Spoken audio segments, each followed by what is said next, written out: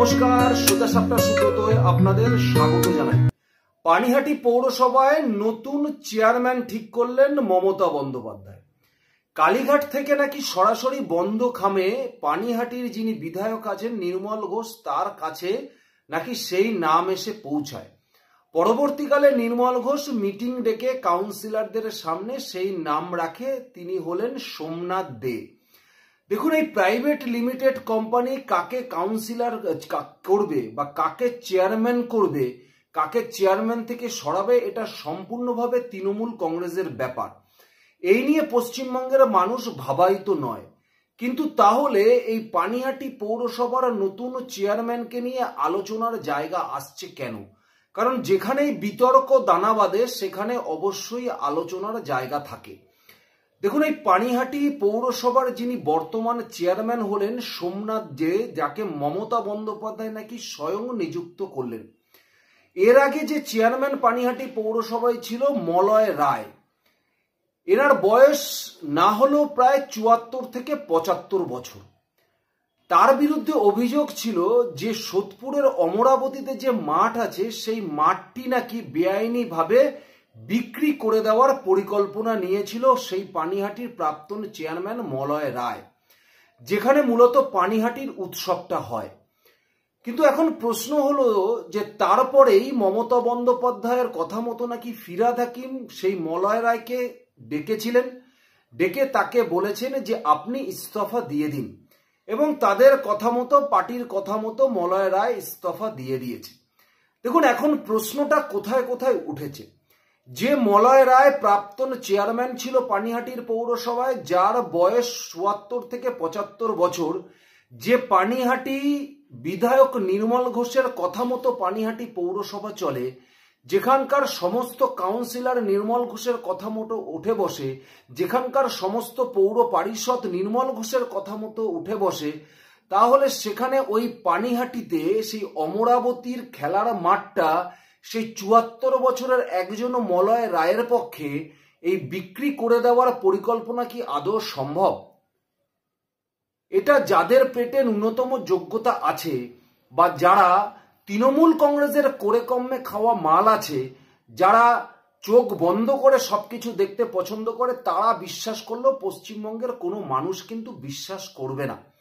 কিন্তু তাহলে কি এমন হলো যে যেখানে দাঁড়িয়ে হঠাৎ মলয় রায়ের বিরুদ্ধে এরকম অভিযোগ এনে মলয় রায়কে সরিয়ে দিয়ে অন্য কাউকে সেখানে চেয়ারম্যান করতে হলো? তার কারণ হচ্ছে এটা পূর্বতম কোনো কমিটমেন্ট মমতা বন্দ্যোপাধ্যায়ের ছিল। কেন আমি এই প্রতিবেদনের শুরুতেই আপনাদের যে থাম্বনেল করেছি সেখানে লিখেছি যে আরজি করের প্রমাণ লোপাটের পুরস্কার দিলেন মমতা বন্দ্যোপাধ্যায়। দেখুন, ৯ আগস্ট সেই রাত যেদিন পশ্চিমবাংলা উত্তাল হয়েছিল আরজি করের সেই ঘটনা নিয়ে, যে ডাক্তারি পড়ুয়া আরজি কর হাসপাতালের মধ্যে নৃশংসভাবে ধর্ষিতা হয়ে খুন হয়েছে, আলোড়ন ফেলেছিল সারা পশ্চিমবঙ্গ থেকে শুরু করে ভারতবর্ষের একাধিক জায়গায় কিন্তু আলোড়ন ছড়িয়ে পড়েছিল। তড়িঘড়ি মমতা বন্দ্যোপাধ্যায় চেয়েছিলেন যে প্রমাণ লোপাট করতে হবে। মূলত প্রথম এইসব কেসে প্রমাণ লোপাট করতে গেলে সবার প্রথম যে মৃতদেহটা আছে সেই মৃতদেহটাকে যত তাড়াতাড়ি সৎকার করা যায়, এটাই ছিল মমতা বন্দ্যোপাধ্যায়ের প্রথম টার্গেট। আর সেটাকে ফুলফিল করবার জন্য তড়িঘড়ি পানিহাটির বিধায়ক নির্মল ঘোষ সকাল সকাল সেখানে পৌঁছে যায়, এবং নির্মল ঘোষের সাথে যে দুজন গেছিল, একজন ছিল পানিহাটি পৌরসভার পৌর পরিষদ সদস্য সোমনাথ দে, যিনি বর্তমানে এই পানিহাটি পৌরসভার চেয়ারম্যান হলেন মলয় রায়কে সরিয়ে দিয়ে, যাকে মমতা বন্দ্যোপাধ্যায় চেয়ারম্যান বানালো। আর একজন হলো সঞ্জীব মুখোপাধ্যায়, যিনি প্রাক্তন কাউন্সিলর ছিলেন ফরওয়ার্ড সিপিএম এর। পরবর্তীকালে তিনি নির্মল ঘোষের হাত ধরে তৃণমূল কংগ্রেসে যোগদান করেন। সুতরাং এই তিনজনের ওই দিনকে সকালবেলায় আরজি করের যে ভূমিকা ছিল সেই ভূমিকা নিয়ে বারবার প্রশ্ন উঠেছে। বারবার অভয়ার বাবা মা কিন্তু প্রশ্ন করেছে তাদের ভূমিকা নিয়ে, যে অভয়ার বাবা মাকে সেখানে বসিয়ে রেখে তড়িঘড়ি তাদেরকে থানায় পাঠিয়ে পুলিশ দিয়ে প্রেসারাইজ করে এই তিনজন মিলেই তড়িঘড়ি অভয়ার মৃতদেহটি বাবা মা থানায় থাকাকালীন তড়িঘড়ি নিয়ে পানিহাটিতে তাদের বাড়িতে চলে আসে, এবং চলে এসে তাদের মূলত যে টার্গেটটা ছিল যে তড়িঘড়ি তার মৃতদেহটা সৎকার করে দেওয়া। কারণ এই ধরনের কেসে যাতে পরবর্তীকালে সেকেন্ড টাইম পোস্টমর্টম করবার মতো কোনো সুযোগ না থাকে সেই পরিকল্পনা মমতা বন্দ্যোপাধ্যায় করেছিলেন এবং এদের দিয়ে সেই পরিকল্পনা বাস্তবায়িত করেছিল।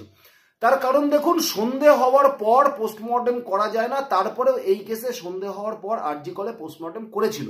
অভয়ের বাবা মা বারবার চেয়েছিল যে এই বডিটাকে এখনই দাহ না করে এটাকে রেখে দেওয়া হোক, যাতে পরবর্তীকালে তদন্তের স্বার্থে দরকার পড়লে পুনরায় যাতে পোস্টমর্টম করা যায়। কিন্তু এরা তড়িঘড়ি সেখানকার লোকাল পুলিশকে সাথে নিয়ে সেই পানিহাটিতে অভয়ার বাড়িতে পুরো পুলিশ দিয়ে শখানেক পুলিশ দিয়ে ঘিরে ফেলে সেই ডেড বডি বাড়িতে নিয়ে আসে। তাদের বাবা মা বাড়িতে পৌঁছানোর আগে অবধি থানা থেকে, সেখান থেকে তড়িঘড়ি পানিহাটি মহাশ্মশানে গিয়ে এমনকি সৎকারের জন্য যে টাকাটার প্রয়োজন সেই টাকাটা পর্যন্ত অভয়ের বাবা মাকে দিতে দেয়নি। এরা নিজেদের থেকে দিয়ে তড়িঘড়ি সেই অভয়ের ডেড বডিটার সৎকার করে দেয়, যাতে কোনো প্রমাণ আর না পায় পরবর্তীকালে সিবিআই বা অন্য কোনো তদন্তকারী সংস্থা। কারণ তখন কলকাতা পুলিশ তদন্ত করছিল, 5 দিন পরে সিবিআই সেই তদন্তের ভার নিয়েছিল।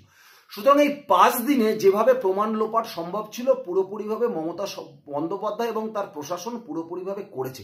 এবং সব থেকে যে বড় প্রমাণ সেই ডেড বডিটাই তড়িঘড়ি সৎকার করে দিয়েছিল। এবং এই 3 জন মুখ্য ভূমিকা নিয়েছিল। পানিহাটির বিধায়ক নির্মল ঘোষ, পানিহাটির তৎকালীন সিআইসি ছিলেন সোমনাথ দে, বর্তমানে যাকে চেয়ারম্যান করা হয়েছে, আর প্রাক্তন কাউন্সিলর সঞ্জীব মুখোপাধ্যায়, যিনি সিপিএম এর ছিলেন, পরবর্তীকালে তৃণমূল কংগ্রেসে জয়েন করেছিলেন। সো এই 3 জন মমতা বন্দ্যোপাধ্যায়ের কথা মতো, নির্দেশ মতো তড়িঘড়ি সেই অভয়ার নিধর দেহটির সৎকার করে দেয়। সৎকার করে অবশ্যই তারা মমতা বন্দ্যোপাধ্যায়কে জানিয়েছে যে দিদি আপনার কথা মতো আমরা এই কাজ করে দিলাম। সুতরাং এই যে কাজটা তারা করে দিল, যে তার ফলে তাদেরকে যে উপহার দিতে হবে সেটাই মমতা বন্দ্যোপাধ্যায় দিল। দেখুন, যেরকম ভাবে যে সন্দীপ ঘোষের বিরুদ্ধে অভিযোগ ওঠার পরেও সেই সন্দীপ ঘোষকে মমতা বন্দ্যোপাধ্যায় বহিষ্কার না করে সন্দীপ ঘোষের বিরুদ্ধে তদন্তের অনুমতি না দিয়ে বরং সন্দীপ ঘোষকে প্রাইস পোস্টিং দিয়েছিল, ঠিক সেরকম ভাবে যে বিনীত গোয়েলকে নিয়ে বারবার অভিযোগ উঠেছিল সেই বিনীত গোয়েলকেও কিন্তু মমতা বন্দ্যোপাধ্যায় প্রাইস পোস্টিং দিয়েছে অন্য জায়গায় সরিয়ে নিয়ে গিয়ে। ঠিক সেরকম ভাবে যেহেতু এই নির্মল ঘোষ পানিহাটির বিধায়ক রয়েছে, তার সঙ্গে এই প্রাক্তন পৌর পরিষদ সদস্য সোমনাথ দে ওই জায়গা থেকেই মমতা বন্দ্যোপাধ্যায়ের নির্দেশ মতো কাজ করেছে, তাই সেই সোমনাথ দেকেও কিন্তু প্রাইস পোস্টিং দেওয়া হলো পানিহাটির পৌরসভায়, চেয়ারম্যান করে প্রাইস পোস্টিং দেওয়া হলো। সুতরাং মলয় রায়কে সরাতে হবে, সোমনাথ দেকে পূর্ব প্রতিশ্রুতি অনুযায়ী তাকে চেয়ারম্যান বানাতে হবে, তার জন্য মলয় রায়কে সরানোর পরিকল্পনা মমতা বন্দ্যোপাধ্যায় নিয়েছিল। এবং সেই পরিকল্পনাটা কিভাবে বাস্তবায়িত করলো? পরিকল্পনাটা বাস্তবায়িত করলো যে তার উপরে শুধুমাত্র অমরাবতী, যেটা সোদপুর, সেই অমরাবতী খেলার মাঠ বিক্রি করার পরিকল্পনা নিয়ে তাকে সরিয়ে দেওয়া হলো। একজন 74 বছরের মানুষ, যে তৃণমূল কংগ্রেস দুর্নীতিতে নাকি 0 টলারেন্স নীতি প্রয়োগ করে, যে মমতা বন্দ্যোপাধ্যায় অভয়ের কাণ্ডে বলেছে যে দোষীদের নাকি উপযুক্ত শাস্তি চায়, তাহলে যে তৃণমূল কংগ্রেস দুর্নীতিতে 0 টলারেন্স নীতি মতো কাজ করে, তাহলে যদি মলয় রায় অপরাধী হয়েই থাকে, মলয় রায় যদি আইন না মেনে যে আইনের বিরুদ্ধে গিয়ে পানিহাটি মাঠ বিক্রির পরিকল্পনা করেই থাকে, তাহলে মলয় রায়কে কেন প্রশাসন বা পুলিশ দিয়ে গ্রেপ্তার করা হলো না? কেন তার বিরুদ্ধে তদন্ত বসানো হলো না? বরং তাকে কি করা হলো? তাকে খুব সুন্দরভাবে সাইড করে দিয়ে পূর্ব প্রতিশ্রুতি অনুযায়ী সোমনাথ দেকে চেয়ারম্যান হিসাবে নিযুক্ত করা হলো। একজন 74 বছরের মানুষ, যে নির্মল ঘোষের কথা মতো ওঠে আর বসে, তার একার পক্ষে কোনোদিন সম্ভব হবে পানিহাটির মতো অত বড় মাঠ বিক্রির পরিকল্পনা করা বা বিক্রি করা? যে পানিহাটিতে নির্মল ঘোষ এবং তার ছেলে তীর্থঙ্কর ঘোষের কথায় বাগে গরুতে এক ঘাটে জল খায়, কোনো কাউন্সিলর তাদের কথা মতো বিরুদ্ধে যেতে পারে না। যে কাউন্সিলর বিরুদ্ধে গেছিল সেই অনুপম দত্ত না অনুপম দে কি নাম ছিল, তাকেও কিন্তু মার্ডার হতে হয়েছিল পানিহাটি পৌরসভার বোর্ড গঠনের আগে। সুতরাং যাদের কথা মতো কিছুই হয় না, আজকে কি সুন্দরভাবে তারাই পেছন থেকে সব পরিকল্পনা করে মলয় রায়কে অপরাধী বানিয়ে সরিয়ে দিয়ে ৭৪ বছরের একটা মানুষকে সরিয়ে দিয়ে আরজি করের যে প্রমাণ লোপাট করেছে তাকে পূর্ব প্রতিশ্রুতি অনুযায়ী আজ মমতা বন্দ্যোপাধ্যায় তাকে তার প্রাইস পোস্টিং হিসাবে পানিহাটি পৌরসভার চেয়ারম্যান নিযুক্ত করল।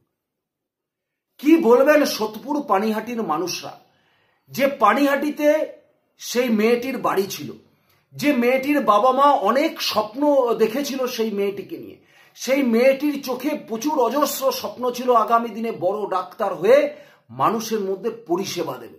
আজকে ভাবুন তো সেই মা বাবাটার অবস্থা, যে মা বাবাটা তার একমাত্র শেষ সম্বল তার মেয়ে, যাকে তারা ডাক্তারি পড়াতে গিয়ে তাদের সর্বস্ব খুইয়েছে, সেই মেয়েটার আজকে সেই মৃতদেহটা চোখের সামনে দেখে পাথর হয়ে যাওয়া সেই বাবা মা আজকে কোর্টের দরজায় শুধু কড়া নাড়ছে, আর সেখানে দাঁড়িয়ে যারা প্রমাণ লোপাট করছে মা মাটি মানুষের নাম করা সেই নেত্রী, যিনি একজন পশ্চিমবঙ্গের মহিলা মুখ্যমন্ত্রী হিসাবে বাংলা নিজের মেয়েকে চায় স্লোগান দিয়ে 2016 সালে আবার 2021-এ আবার ক্ষমতায় এসেছিল, সেই মমতা বন্দ্যোপাধ্যায় একজন মেয়ে হয়ে আজকে এক মেয়ে হারানো, সন্তান হারানো বাবা মার চোখের জলের বিন্দু মাত্র মূল্য দিল না, বিন্দু মাত্র মূল্য দিল না।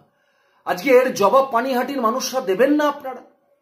এর জবাব আজকে সোদপুরের মানুষরা, এইচবি টাউনের মানুষরা, অমরাবতীর মানুষরা দেবেন না আপনারা? যে আপনাদের এলাকার একজন ডাক্তারি মেয়ের এইভাবে মৃত্যু হলো, আর তার মৃত্যুর প্রমাণ লোপাট করতে যারা সাহায্য করেছে আজকে এই সরকার তাদেরকে শেল্টার শুধু দিচ্ছে তাই নয়, তাদেরকে পূর্ব প্রতিশ্রুতি অনুযায়ী তাদেরকে গিফট করছে, তাদেরকে গিফট করছে। আগামী দিনে আপনারা এর জবাব দেবেন না? এর জবাব দিতে গেলে তো আপনাদের ঘুম ভাঙাতে হবে, আপনাদের জেগে উঠতে হবে, না হলে পশ্চিমবঙ্গে এরকম শহে শহে মেয়ের এই পরিস্থিতি তৈরি হবে যদি এই সরকারকে আগামী দিনে আপনারা রেখে দেন। তাই সেই বাবা মার চোখের জল কিন্তু বৃথা যাবে না। যেভাবে পশ্চিমবঙ্গের মানুষ সেই 9ই আগস্টের পর থেকে প্রতি রাতে রাত দখল করেছে, রাস্তায় নেমেছে, মা বোনেরা ছেলেরা প্রত্যেকে রাস্তায় নেমেছেন, তাদের জবাব দেওয়ার দিন আগামী 2026-এ। অবশ্যই এর জবাব দিয়ে পানিহাটিতে তৃণমূল কংগ্রেসকে হারিয়ে আপনারা এর উপযুক্ত জবাব দেবেন বলে আমি মনে করি। আপনারা যেটাই মনে করেন হারানো উচিত কি উচিত না, যে অন্যায় মমতা বন্দ্যোপাধ্যায় করেছেন এর বিচার জনতার আদালতে মমতা বন্দ্যোপাধ্যায়ের হওয়া উচিত কিনা সেটা অবশ্যই আমাকে আপনারা কমেন্টস বক্সে জানাবেন। ধন্যবাদ, নমস্কার।